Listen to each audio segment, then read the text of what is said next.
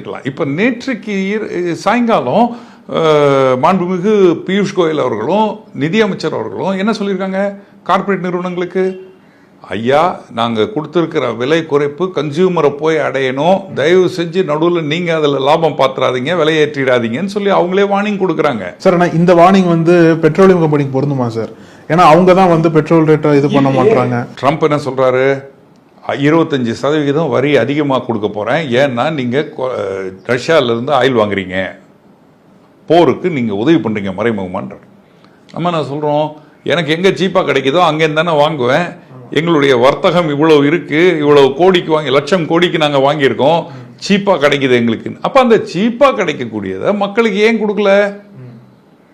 அப்போ மக்களுக்கு நீங்கள் சீப்பாக வாங்குறதுனால என்ன பலன்? இதே 30,000 ரூபாய் வாங்கக்கூடிய ஒரு குடும்பம் மாதம் 4,000 to 5,000 ரூபாய் பெட்ரோலுக்கு செலவு பண்ணிக்கிட்டு இருக்கோம் போய் வருவதற்கு.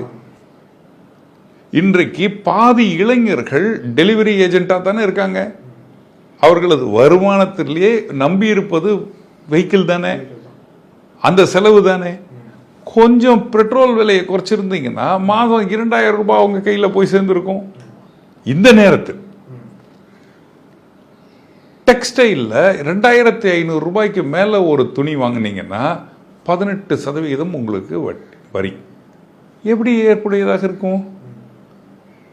ஒரு பக்கத்தில் நீங்கள் சொல்கிறீங்க தேக்கமடைந்த பொருட்கள் உள்நாட்டில் விற்பனையை அதிகப்படுத்தியிருக்கோம், எப்படி டாக்ஸை தானே ஏற்றிருக்கீங்க? அந்த 2,500 ஏன் ஒரு ஸ்லாப் இந்த நேரத்தில் வருது? விகிதத்திலும் 4 ஸ்லாபு, அதற்கு உள்ளேயும் பொருளின் விலையை பொறுத்து ஸ்லாபு.